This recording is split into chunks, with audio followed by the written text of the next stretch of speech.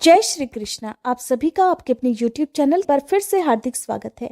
ये सारी कथाएं भगवान वराह पृथ्वी देवी को सुना रहे हैं।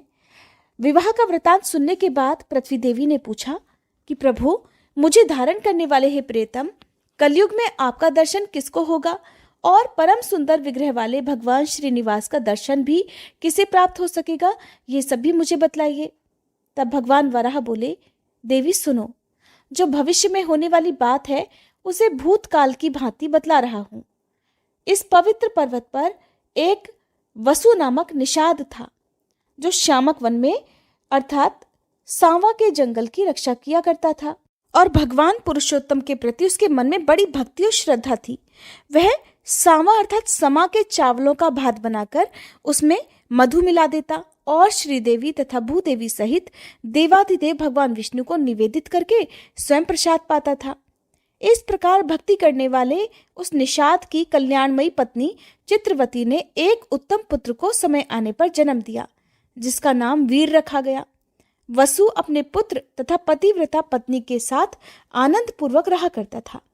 एक दिन वह अपने पुत्र को सांवा की रक्षा करने का आदेश देकर स्वयं पत्नी के साथ मधु अर्थात शहद की खोज में चल दिया। मधु का छत्ता देखने की इच्छा से वह एक वन से दूसरे वन में शीघ्रता पूर्वक चला जा रहा था। इधर उसके पुत्र ने सांवा के तैयार किए हुए भात को लेकर कुछ अग्नि में डाल दिया और कुछ पीसकर वृक्ष की जड़ में भगवान श्रीपति को भोग लगा दिया। फिर भगवान का प्रसाद खाकर वीर वहां सुख से बैठा रहा। इसके बाद वसु मधु लेकर आया और सांवा के चावलों को खाया हुआ देखकर अपने पुत्र को फटकारने लगा। उसने बड़ी उतावली के साथ वीर को मार डालने के लिए तलवार लेकर हाथ को ऊपर करके उठा दिया। उस समय भगवान विष्णु उस वृक्ष पर ही विराजमान थे। उन्होंने वसु की तलवार हाथ से पकड़ ली। तब उसने वृक्ष की ओर देखा। भगवान विष्णु हाथ में शंख चक्र गदा धारण किए हुए और आधा शरीर वृक्ष पर टिकाए हुए खड़े थे। उन्हें देखते ही वसु ने तलवार छोड़ दी और भगवान के चरणों में गिरकर प्रणाम करते हुए बोला कि हे देव देवेश्वर, आप ये क्या कर रहे हैं। श्री भगवान बोले, वसो, तुम मेरी बात सुनो। तुम्हारा पुत्र मुझ में असीम भक्ति रखता है। ये तुमसे भी बढ़कर मुझे प्यारा है, इसलिए मैंने इसे प्रत्यक्ष दर्शन दिया।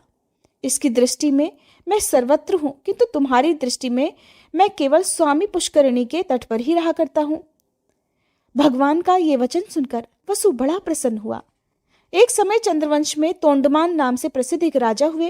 वे बड़े वीर थे। उनके पिता का नाम सुवीर और माता का नाम नंदिनी था। 5 ही वर्ष की अवस्था में उनके हृदय में भगवान विष्णु की भक्ति प्रकट हो गई। वे बड़े बुद्धिमान और सुशीलता, शूरता तथा पराक्रम आदि गुणों की निधि थे। युवा होने पर उन्होंने पांड्य नरेश की सुंदरी पुत्री पद्मा के साथ विवाह कर लिया। इसके बाद अलग अलग देशों की सैकड़ों स्वयंवरा कन्याओं को भी वे ब्याह कर लाए और नारायणपुर में रहकर इस पृथ्वी पर देवराज इंद्र की तरह सुख भोगने लगे। एक दिन सिंह के समान पराक्रमी तोंडमान अपने पिता की आज्ञा लेकर वेंकटाचल के पास ही शिकार खेलने के लिए चले गए। वहां अपने सेवकों के साथ पैदल घूमते हुए उन्होंने एक यूथपति गजराज को देखा और फिर उसे पकड़ने के लिए उसका पीछा किया। सुवर्णमुखरी नदी को पार करके वे परम उत्तम ब्रह्म ऋषि शुक के पास गए और उन्हें प्रणाम करके उनकी आज्ञा लेकर एक वन से दूसरे वन में चलते चले गए। एक जगह उन्होंने रेणुका देवी को देखा, जो वल्मीक बांबी अर्थात बिमौट के आकार में खड़ी हुई थी। उन्हें प्रणाम करके वीर तोंडमान पश्चिम की ओर चले गए। आगे जाकर उन्हें पंचरंगा एक तोता दिखाई दिया। फिर उसे पकड़ने के लिए वे भी उसके पीछे पीछे दौड़ने लगे। तोता श्रीनिवास का नाम रटता हुआ शीघ्र ही पर्वत के शिखर पर जा पहुंचा। पीछा करते हुए राजा भी गिरिराज पर चढ़ गए और उस तोते को ढूंढते ढूंढते श्यामक वन में जा पहुंचे। वहां तोते को ना देखकर उन्होंने उस वन की रक्षा करने वाले निषाद को देखा। उसने भी राजा को आते देखकर शीघ्रता पूर्वक आगे आकर उनकी अगवानी की और उन्हें प्रणाम करके विनीत भाव से वह दोनों हाथ जोड़कर खड़ा हो गया। तोंडमान ने भी उसका आदर करके उससे पूछा, हे वनीचर, इधर कोई पंचरंगा तोता आया है क्या? क्या तुमने उसे देखा है? वह श्रीनिवास श्रीनिवास की रट लगा रहा था। बताओ तो जरा वह किधर गया है। तब वनीचर कहने लगा, महाराज, वह 5 रंगों वाला शुक भगवान श्रीनिवास को बहुत प्रिय है। उसे श्रीदेवी और भूदेवी ने पाल पोस कर बड़ा किया है और वो तो सदा भगवान श्रीहरि के पास ही रहता है और स्वामी पुष्करिणी के तट पर भगवान के समीप ही विचरता रहता है। उस सुंदर शुक को कोई भी पकड़ नहीं सकता। राजकुमार, अब मैं भगवान की आराधना के लिए जाऊंगा। जब तक मैं लौटकर ना आऊं तब तक आप यहीं वृक्ष के नीचे विश्राम कीजिए। तब राजा बोले, वनेचर, मैं भी तुम्हारे साथ भगवान जनार्दन का दर्शन करने के लिए चलूंगा। तुम मुझे वेंकटाचल निवासी देवेश्वर का दर्शन कराओ। राजा की ये बात सुनकर निषाद ने मधु मिश्रित सांवा का भात आम के पत्ते के दोने में रख लिया और राजा को भी साथ लेकर वह भगवान के पास गया। वहां राजा सहित विधि पूर्वक स्नान करके निषाद राज ने स्वामी पुष्करिणी के तट पर बिल्व वृक्ष के नीचे विराजमान भगवान विष्णु का राजा को दर्शन कराया। उनके श्री अंगों की कांति अलसी के फूलों की तरह श्याम थी। कमल दल के समान सुंदर और विशाल नेत्र थे। वे 4 भुजाओं से सुशोभित थे। उनके अंग अंग से उदारता प्रकट हो रही थी। मुखारविंद पर मंद मंद मुस्कान की छटा छा रही थी। उनके अंगों पर दिव्य पीतांबर शोभा पा रहा था। मस्तक पर किरीट और हाथों में कंगन आदि आभूषणों से उनकी शोभा और भी अधिक बढ़ गई थी। भगवान के दोनों पार्श्व में परम सुंदरी श्रीदेवी और भूदेवी विराज रही थी। शंख, चक्र, खड्ग, गदा, शारंग, धनुष और बाण आदि आयुध मूर्तिमान होकर सब ओर से भगवान की सेवा में उपस्थित थे। इस प्रकार उन पुरुषोत्तम का दर्शन करके उन दोनों ने आनंद मगन होकर उन्हें प्रणाम किया और फिर निषाद ने भी मधु मिश्रित सांवा का भात भगवान को निवेदित किया। फिर राजा के साथ श्यामक वन में अपनी पवित्र पर्ण कुटी पर वह वापस लौट आया। राजा एक रात उसकी कुटी में रहे और सवेरे उठकर अपनी सेना के साथ पुनः नगर की ओर लौट गए। फिर देवी के वन में जाकर वे घोड़े से उतरे और फिर चैत्र शुक्ल नवमी को उन्होंने रेणुका देवी का पूजन किया। उनसे पूजित होकर देवी ने प्रसन्न होकर उन्हें वरदान दिया कि राजन, तुम्हारा राज्य निष्कंटक होगा। राजधानी तुम्हारे ही नाम से प्रसिद्ध होगी।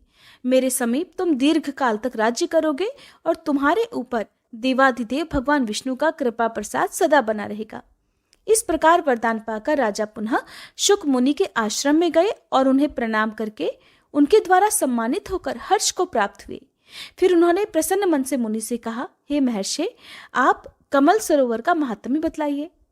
श्री शुक मुनि कहने लगे, राजन, यह कमल सरोवर नामक तड़ाग सभी पापों का नाश करने वाला है। कीर्तन, स्मरण और स्नान करने से ये मनुष्यों को इस पृथ्वी पर लक्ष्मी प्रदान करने वाला होता है।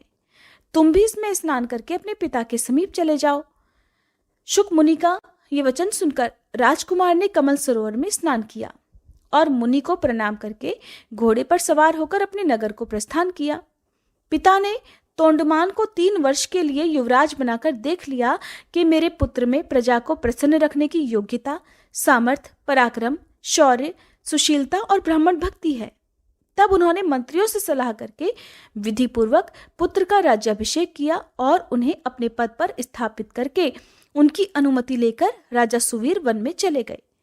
तोंडमान ने यह विशाल साम्राज्य पाकर फिर धर्म पूर्वक राज्य किया। वराह भगवान कहते हैं कि एक दिन निषाद राज वसु तोंडमान के द्वार पर आया।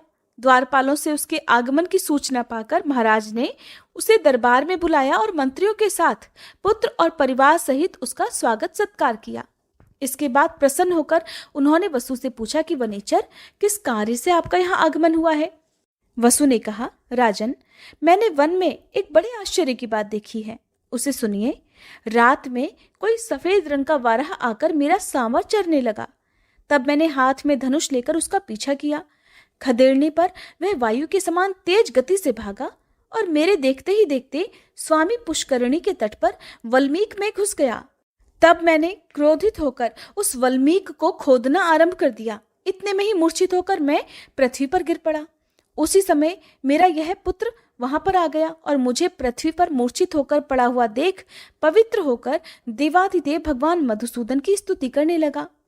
तब भगवान वराह का मुझ में आवेश हुआ और उन्होंने मेरे पुत्र से कहा, निषाद राज, तुम शीघ्र ही राजा के पास जाकर मेरा सारा वृतांत उनसे कहो। राजा काली गऊ के दूध से अभिषेक करते हुए इस वल्मीक को धो डालें, तब इसके भीतर एक परम सुंदर शिला दिखाई देगी। उसे लेकर किसी कारीगर से मेरी मूर्ति बनवाएं। जिसमें मैं भूदेवी को अपने बाएं अंक में लेकर खड़ा रहूं और मेरा मुख सूकर के समान हो। मूर्ति तैयार हो जाने पर बड़े बड़े मुनीश्वरों और वैखानस महात्माओं द्वारा उसकी स्थापना कराकर स्वयं तोंडमान भी उसकी पूजा करे। ऐसा कहकर भगवान वाराह ने मुझे छोड़ दिया और फिर उसके बाद मैं स्वस्थ हो गया। देवाधिदेव भगवान वाराह आपसे क्या कराना चाहते हैं, यही बतलाने के लिए मैं यहाँ आया हूँ। राजा तोंडमान भी ये सुनकर बहुत प्रसन्न हुए और हैरान भी हुए। इसके बाद पुष्कर आदि मंत्रियों के साथ कार्य का निश्चय करके वेंकटाचल जाने का विचार किया गया और सभी ग्वालों को बुलाकर कहा कि हे गोपगणों, जितनी भी मेरी काली और कपिला गौवें हैं उन सबको बछड़ों सहित वेंकटाचल के पास लेकर आओ। गोपों को ऐसी आज्ञा देकर राजा ने मंत्रियों को सूचित किया कि कल ही यात्रा करनी है। इसके बाद सभी प्रजा को विदा करके जितेंद्र राजा ने अंतःपुर में प्रवेश किया और अपनी पत्नियों से वराह जी की ये कथा सुनाकर वे रात में वहीं सो गए। सपने में भगवान श्रीनिवास ने राजा को बिल का मार्ग दिखाया और उनके नगर से लेकर बिल के अंत तक मार्ग में पल्लव बिछा दिए। राजा ये स्वप्न देखकर जब सवेरे उठे तब उन्होंने शीघ्र ही मंत्रियों, प्रजाओं और ब्राह्मणों को भी बुलाया। उन सब से अपना देखा हुआ सपना सुनाकर जब उन्होंने दरवाजे पर दृष्टि डाली तब वहां पल्लव ही पल्लव बिछे हुए दिखाई दिए। तब उपयुक्त मुहूर्त में घोड़े पर सवार होकर राजा तोंडमान घर से चले और बिल के पास पहुंचकर वहीं उन्होंने नगर बनाया। उस समय देवाधिदेव भगवान ने स्वयं राजा को यह आदेश दिया, अर्थात संकेत किया कि इमली और चंपा ये दो वृक्ष बहुत उत्तम हैं, इनका पालन करो। इमली मेरा आश्रय है और चंपा लक्ष्मी जी का स्थान है। इसलिए राजाओं, ऋषियों, देवताओं तथा मनुष्यों को इन दो वृक्षों की सदा ही वंदना करनी चाहिए। तोंडमान से ऐसा कहकर भगवान विष्णु मौन हो गए। उनका वचन सुनकर राजा ने चहारदीवारी बनवाई और वैखानस कुल के मुनियों से पूजन कराया। वे प्रतिदिन बिल के मार्ग से आकर भगवान को प्रणाम करते और लौट जाते थे। उन्होंने उत्तम भोग भोगते हुए धर्मपूर्वक राज्य किया। इसी समय दक्षिण देश के एक श्रेष्ठ ब्राह्मण गंगा स्नान के लिए पत्नी सहित घर से चले। मार्ग में ही ब्राह्मणी गर्भवती हो गई। उसे इस दशा में देखकर और अपने साथ चलने में असमर्थ जानकर ब्राह्मण देवता राजा के द्वार पर आए। द्वारपाल से उनके आगमन की सूचना पाकर फिर राजा ने उन्हें दरबार में बुलाया और उनकी विधि पूर्वक पूजा करके उनसे कुशल समाचार पूछा कि हे ब्राह्मण, आपके आने का क्या कारण है, बताइए, मैं आपकी किस आज्ञा का पालन करूं। फिर ब्राह्मण ने कहा, हे राजन, मैं वशिष्ठ कुल में उत्पन्न वीर शर्मा नामक सामवेदी ब्राह्मण हूं। घर से गंगा स्नान करने के लिए पत्नी को साथ लेकर निकला था। मार्ग में ये गर्भवती हो गई। यह कुशिक वंश की कन्या और बड़ी पुण्यशालिनी है। इसका नाम लक्ष्मी है। ये बड़ी सुशील और पतिव्रता है। इसे मैं आपके घर में रखकर अपना व्रत पूर्ण करना चाहता हूँ महाराज, इसलिए जब तक मैं लौटकर ना आऊं तब तक आप इसकी रक्षा करें। ब्राह्मण की बात सुनकर राजा ने 6 महीने के लिए चावल और धन देकर ब्राह्मणी के लिए अंतःपुर में एक घर दे दिया। अपनी पत्नी को वहां रखकर वह ब्राह्मण प्रसन्नतापूर्वक गंगा स्नान के लिए चले गए। उत्तम क्षेत्र प्रयाग में भागीरथी गंगा के तट पर पहुंचकर उन्होंने स्नान किया। वहां से काशी की यात्रा की और वहां भी 3 दिनों तक रहकर वे गया चले गए। वहां उन श्रेष्ठ ब्राह्मणों ने अपने पितरों का श्राद्ध किया।